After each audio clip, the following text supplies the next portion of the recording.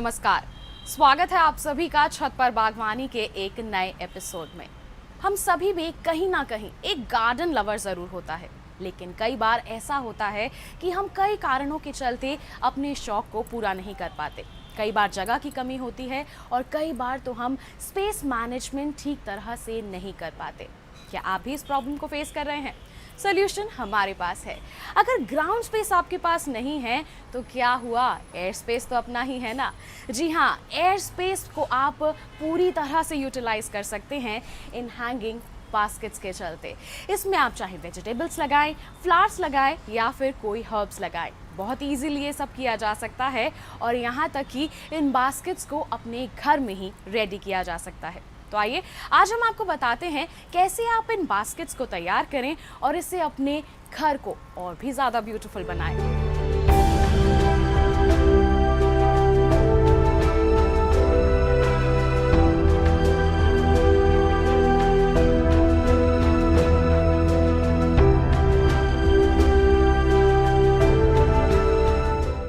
आजकल लोगों के पास घरों में जगह कम है।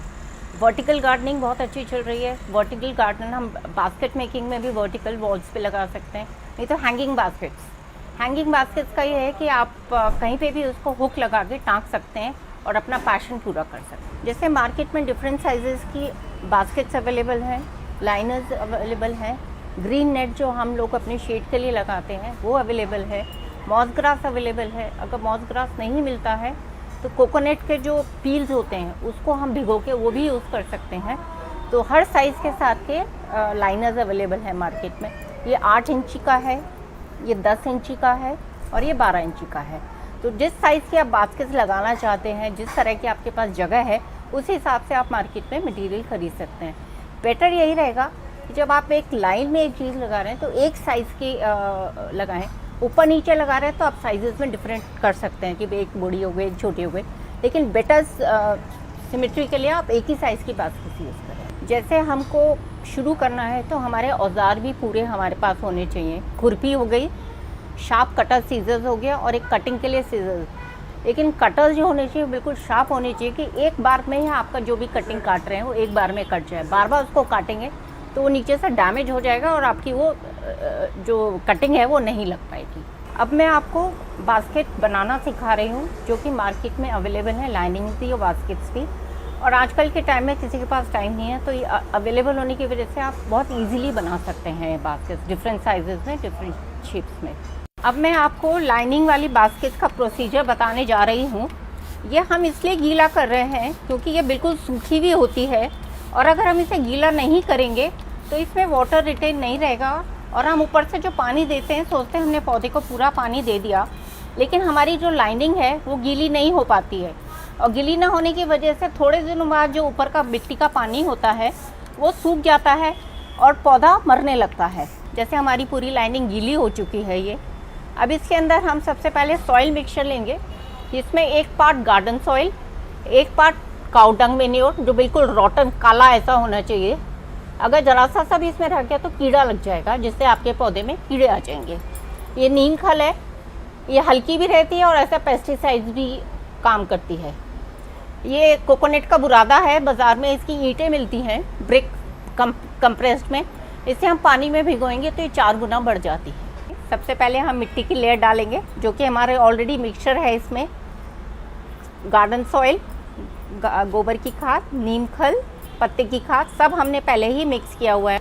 अब हमने इसके अंदर ये मिट्टी बिछा दी अच्छे से पूरी। अब हम इसमें 2 मुट्ठी नीम खल डाल देंगे। नीम खल हमारा पेस्टिसाइड की तरह भी यूज़ करता है, पत्ते की खाद भी तरह यूज़ करता है। कीड़े नहीं लगते हैं नीम से, इसलिए हम नीम खल यूज़ करते हैं। चाहे इसको हल्का सा मिक्स कर दीजिए और फिर हम इसमें कोकोपीट डालेंगे। कोकोपीट डालने से हमारा ये रहता है कि वाटर रिटेन रहता है इसमें। अगर गर्मियों में है कोकोपीट में पानी रोक लेता है, इसलिए हम कोकोपीट डालेंगे। अब इसके अंदर हम दोबारा मिट्टी भर रहे हैं। इसका सबसे मेन पार्ट ये है कि आपके इसमें एयर बबल्स नहीं होने चाहिए। एयर बबल्स रहेंगे तो प्लांट्स डीके हो जाएगा, सड़ जाएगा, हवा लग जाएगी जड़ों को। इसको हल्का हल्का बीच में दबा दीजिए, नहीं तो पैट कर दीजिए। अब हम इसमें क्लोरोफाइटम लगा रहे हैं और ये 2 तरीके के होते हैं। ये वेरिगेटेड है, जिसमें साइड में देखेंगे आप तो वाइट धारी नज़र आ रही है, एक पूरा ग्रीन आता है। तो ये वेरिगेटेड प्लांट और इसके सकर्स हैं। ये सकर्स इसलिए होते हैं कि इसके अंदर फूल भी आने लगते हैं, और ये सकर्स के साथ में इसको यहाँ से कट करके भी आप इसको कटिंग के साथ लगा सकते हैं मानसून में। जैसे ये नर्सरी से हमने थैली में ख़रीदा है, पहले थैली निकालेंगे इसकी, और आपको लगता है कि रूट्स पूरी बाउंड हो गई हैं तो हम हल्का हल्का इसको निकालेंगे, पूरा ना निकालें। पूरा निकालेंगे तो इसकी रूट बॉल जो बीच में मेन इसका जड़ है वो आपका टूट जाएगा और पौधा के डीके होने या मरने के चांसेस ज़्यादा हैं। इसके बीच में हमने टोकरी में कैविटी बना के इसको बीच में प्लेस कर दिया सेंटर में। अगर एक लगा रहे हैं तो सीधा प्लेसमेंट होता बास्केट के हम सेंटर में लगा रहे हैं, आउट सेंटर नहीं होना चाहिए प्लांट। अब इसको करके मिट्टी से पूरा फिल कर दीजिए और इसको अच्छे से एयर बबल्स की तरह निकाल के इसको टाइट फिल कर दीजिए। पूरा फिल होने के बाद देखिए आपका पौधा बिल्कुल इसमें, और फिर शेड में रखिएगा।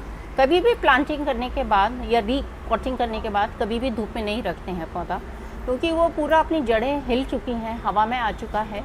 तो इसलिए इसको पूरा शेड में रखिए 1-2 दिन। जब आपको लगे कि हाँ अब इसको सरवाइव कर सकता है तो धीरे धीरे आप इसे धूप में ले जाइए। अब हमारी ये बास्केट तैयार है। अब हम इसे हैंग करने के लिए चेन इसमें लगाएंगे और आप कहीं पे भी इसको लगा सकते हैं।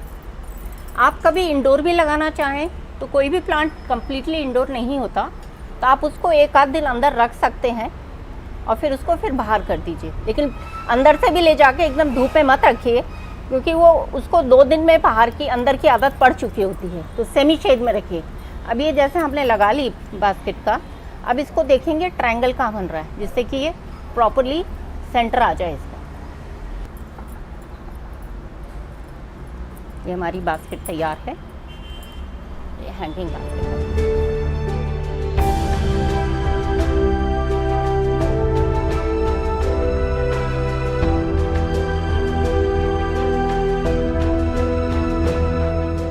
छत पर बागवानी में फिलहाल वक्त है एक छोटे से ब्रेक का। कहीं मत जाइए, जल्द हाजिर होंगे। देखते रहिए कार्यक्रम छत पर बागवानी।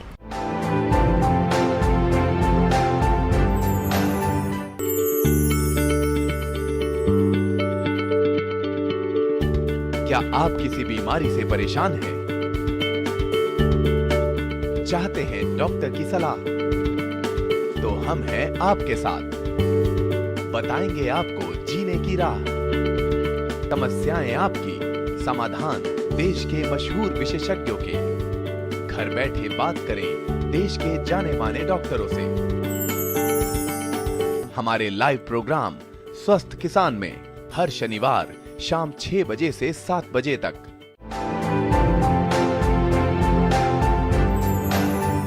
ब्रेक के बाद छत पर बागवानी में आप सभी का फिर से स्वागत है। आइए कार्यक्रम में बढ़ते हैं आगे।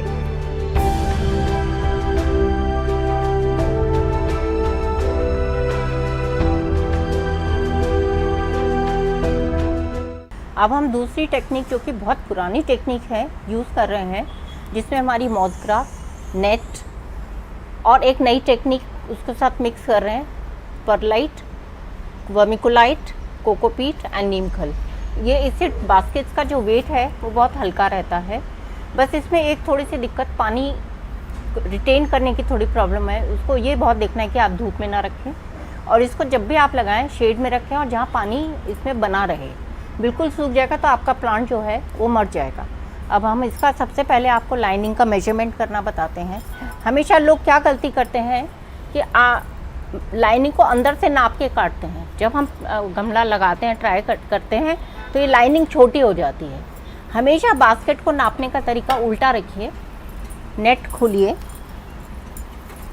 नेट खोलने के बाद इसको ऐसे सेमी सर्कल में यहाँ से नापिए। जैसे इतना मेजर आ रहा है तो थोड़ा फालतू काट के इसको काट लीजिए, जो कि ऑलरेडी मैंने काटा हुआ है ये साइज़।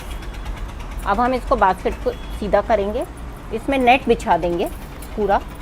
ये ओवरलैप कर रहा है तो कोई दिक्कत नहीं है, कभी आप सोचें इसको काट दें। ओवरलैपिंग से आपकी नेट की स्ट्रेंथ बढ़ती है और ये बाहर भी निकल रहा है, तो इसमें कोई दिक्कत नहीं है।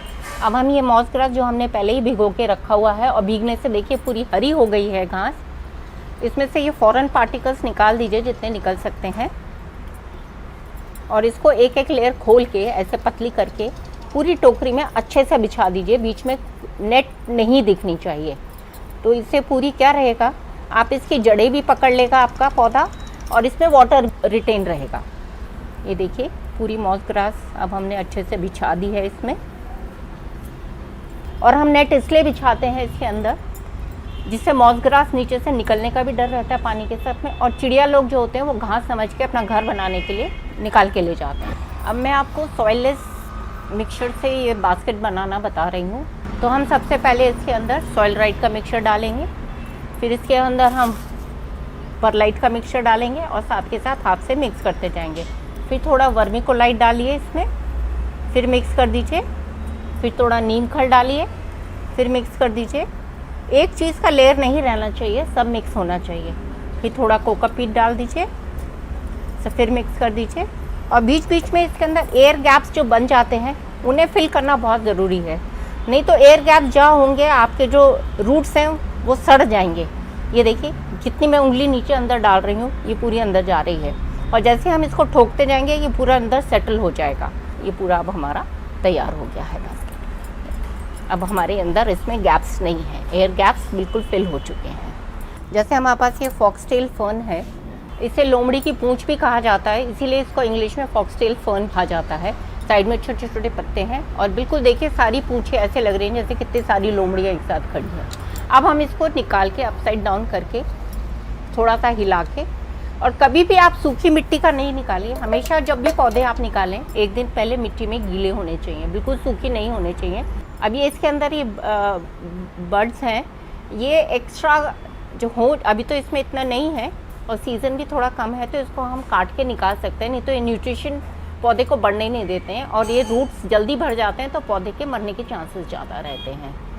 अब हम इसमें बीच में कैविटी बना रहे हैं और इसको हम राउंड घुमा के सेंटर के अंदर बिल्कुल सेंटर में प्लेस कर रहे हैं।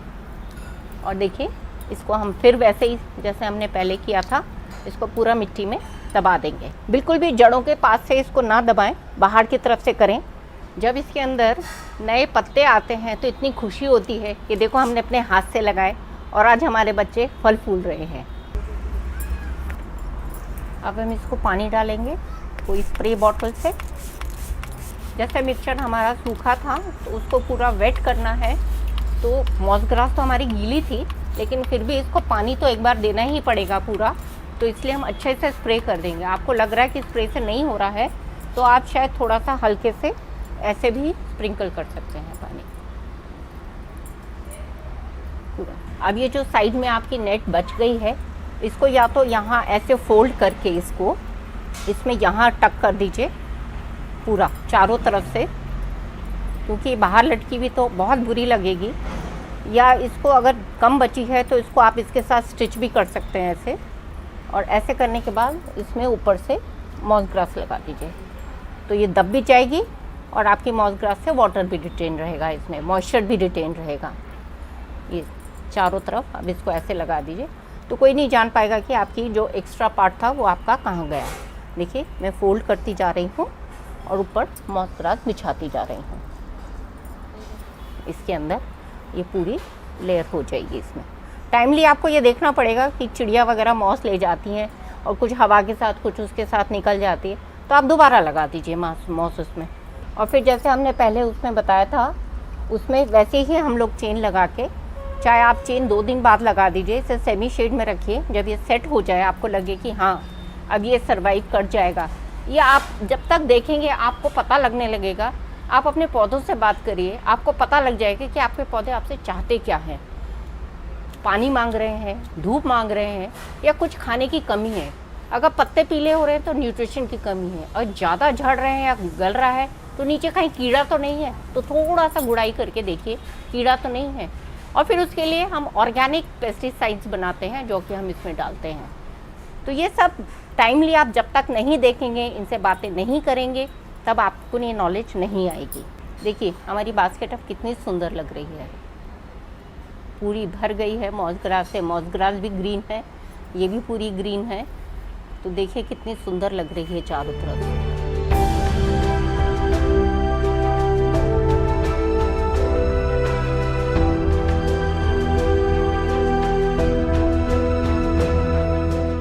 छत पर बागवानी में फिलहाल वक्त है एक छोटे से ब्रेक का। कहीं मत जाइए, जल्द हाजिर होंगे। देखते रहिए कार्यक्रम छत पर बागवानी।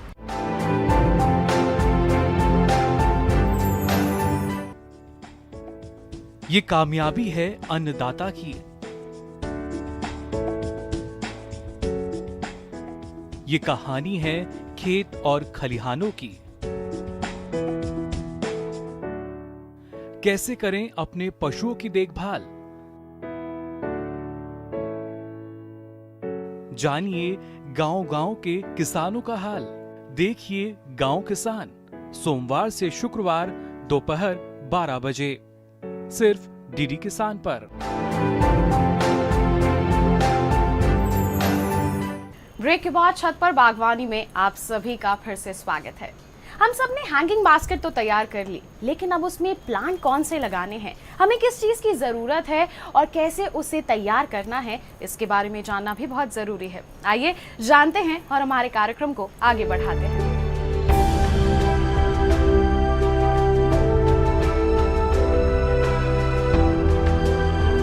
अब हम सीड्स लगाना बताएंगे कि हम डायरेक्ट सोइंग कैसे कर सकते हैं बास्केट्स में। पालक, मेथी, चौलाई, मूली, ये डायरेक्ट सोइंग होती है। जितना बीज का साइज़ होता है उसी हिसाब से आपकी सोइंग होती है। अगर डीप सोइंग होगी तो आपका प्लांट जर्मिनेट नहीं करेगा। तो हमारा सॉइल मिक्सचर तैयार है। मिट्टी में वैसे ही नमी बनी हुई है जैसे पहले थी। अब हम इसकी सोइंग स्टार्ट करते हैं। मैं सबसे पहले ये मूली के बीज ले रही हूँ। ये लाल मूली है, गोल मूली, ये देखिए। हम इसमें होल कर लेते हैं। इतना 1 4 के बराबर होल कर लीजिए, क्योंकि बीज उतना ही है। जितना बीज होता है उससे दुगना अंदर जाना चाहिए बीज। अब जैसे ये हमने सब में बीज डाल दिए, पूरे छेदों में 2-2, 3-3 बीज डाल दिए। अब हमने ये कर लिया। इसको हल्के हाथ से ये पूरा भर दीजिए। पूरा कवर कर दिया, हल्का सा दबा दीजिए। अब इसमें पानी से स्प्रे करेंगे और बहुत अच्छे से स्प्रे कर दीजिए, पूरा अच्छे से 2-3 बार तक, जो आपको लगे कि हाँ ऊपर पानी आने लगा है। फिर इसको एक शेड में रख के और अखबार ढक के 2-3 दिन भूल जाइए, पानी मत दीजिए। 2-3 दिन के बाद देखेंगे आपको स्प्राउटिंग शुरू हो गई है। कुछ बीज ऐसे होते हैं जिन्हें रात को सोक करना होता है, जैसे ये पालक के बीज हैं। इनको रात को सोक करिए तो इनकी जर्मिनेशन जल्दी होती है। हफ्ते भर में आपको फुटाव आने लगेगा। पालक के लिए वैसे ही छेद वाला, नहीं तो इसको पालक को ऐसे ऐसे बारीक बारीक बिल्कुल पास डाल दीजिए, बिल्कुल ऐसे बारीक बारीक भरे हुए। बाद में आपको लगे कि ज़्यादा हो रहे हैं तो बीच बीच में से एक एक पौधा निकाल दीजिए। अब बीज डालने के बाद हम ऊपर मिट्टी डालेंगे ऐसे ही, और जैसे हमने पहले मूली के बीजों में पानी डालना बताया था, वैसे ही हम इसमें पानी का इस्तेमाल करेंगे। पाइप से नहीं डालें, नहीं तो बीज सारे एक तरफ इकट्ठे होने के बाद आपके पालक बीज का ख़त्म हो जाएगा। तो ये सारा ऐसे करने के बाद फिर वही टेक्निक है, पानी से इसको स्प्रे करिए और फिर वही अखबार ढक के इसे शेड में रख दीजिए, बिल्कुल डार्क में, जहाँ पे अंधेरा हो। 2-3 दिन में आप देखेंगे इसके अंदर स्प्राउटिंग हो गई है। और आपको जो लगे कि बहुत ज़्यादा एक तरफ इकट्ठा हो रहा है और थोड़ा बड़ा होने दें, कम से कम 2 पोर हुए उतना बड़ा होने दें सैपलिंग को। फिर आप देखें कुछ सड़ रहा है या कुछ ऐसा हो रहा है तो उनको बीच में से निकालते रहिए। जो एक पालक की पौध तैयार होती है उसकी फसल आप 3 बार ले सकते हैं एक पालक के बीज से। फिर 3 के बाद उसमें बीज आने शुरू होते हैं, उसे निकाल दीजिए। पालक के बाद आप ये कोशिश करिए कि उसमें पालक दोबारा ना लगाएं, क्योंकि खेतों में भी यही होता है कि एक पैदावार जो हम लगा देते हैं उसको रिपीट नहीं करते, क्योंकि जो उसके न्यूट्रिएंट्स हैं उसमें रह गए हैं। जो हम दूसरा लगाएंगे तो उसके जो न्यूट्रिएंट्स हैं वो मिट्टी में आ जाएंगे। इसलिए कभी भी एक ही मिट्टी में दो बार से ज़्यादा फसल ना लगाएं, हमेशा चेंज करें। जैसे इस बार पालक लगा दी तो अगली बार इसमें चौलाई लगाएं। अब हम आपको कटिंग से कैसे बास्केट तैयार की जाती हैं वो बताते हैं। जैसे हमारे पास इस टाइम जेड है, क्लांचूज़ हैं। क्लांचूज़ हमारे अक्टूबर में से मार्च तक खूब फ्लावर देते हैं। रेड कलर का फ्लावर आता है इसके अंदर। ये जेड है, ये कटिंग से लग जाता है। इसको धूप बहुत चाहिए होती है, क्लांचू को भी धूप चाहिए होती है। इसको पानी में डिप करिए और फिर इसको रूटेक्स पाउडर में हल्का सा डिप करिए। देखिए चारों तरफ उसके हार्मोन पाउडर लग गया है। अब हम इसको एक्स्ट्रा जो है वो झाड़ देंगे और ये इसके अंदर उंगली से होल करके या वैसे ही लगा के इसको दबा देंगे और इसको साइड में ऐसे हल्के से पैट कर देंगे, दबा देंगे, वही एयर बबल्स ना रहें। थोड़े दिनों में इस पर नई पत्ती आनी शुरू हो जाएंगी। इसका मतलब इस पर जड़ बननी चालू हो गई है और आपका जो पौधा है वो सेटल डाउन हो गया है। आप इसमें 2 वैरायटी भी लगा सकते हैं, जैसे हमने ही लगाया है जेड और उसके साथ क्लांचू। जेड जो है वो नीचे ड्रूप करेगा और क्लांचू है ऊपर बढ़ेगा। तो विंटर्स में आप दोनों लगा सकते हैं और क्लांचू का सीज़न यही है। और आप कोई भी कटिंग आप लगाएंगे आपकी इस टाइम लग जाएगी। अब हमने जैसे बास्केट सब तैयार कर ली। अब पिंचिंग का भी एक टेक्निक है। जैसे हम लोग गमले में 3 लगा लिया या फ्लावरिंग का है तो उसको पिंचिंग करना बहुत ज़रूरी है जिससे गमले भर जाए। अगर 3 लगाए हैं तो खाली 3 ही रह जाएंगे। अगर पिंचिंग करेंगे तो आपका पूरी टोकरी या जो भी आप लगा रहे हैं गमला पूरा भर जाएगा। जैसे इस वाली बास्केट में मैंने सिर्फ 2 लगाए थे और टाइमली जब साइड से शूट्स आते हैं तो मैं ऐसे पिंचिंग करती गई मैं। और ये पिंचिंग फेंके नहीं, इसे भी लगा लीजिए। ये पिंचिंग कर दी है, पिंचिंग करते जाइए। अब यहाँ से नए शूट्स निकलेंगे, यहाँ से दिख रहे हैं ना आपको, और ये शूट्स निकलेंगे, फिर उससे और निकलेंगे और उधर से सारे निकलेंगे, निकलते जाएंगे और ये भरती जाएगी। तो धीरे धीरे देखेंगे आपकी पूरी टोकरी जो है भर गई।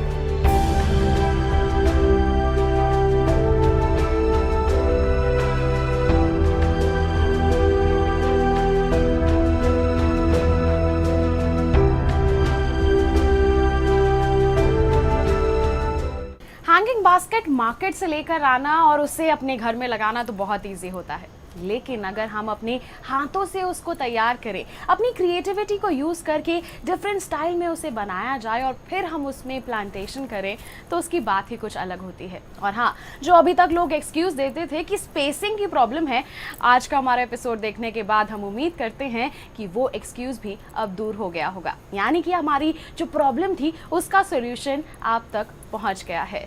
तो हम उम्मीद करते हैं अब आप हैंगिंग बास्केट अपने घर में लगाएंगे, उसमें प्लांटेशन करेंगे अपनी रिक्वायरमेंट्स के अकॉर्डिंग और अपने घर को बहुत ज़्यादा खूबसूरत बनाएंगे। तो आज के लिए बस इतना ही। अगले अंक में करेंगे आपसे मुलाकात। तब तक के लिए हमारी पूरी टीम को दीजिए इजाज़त। नमस्कार।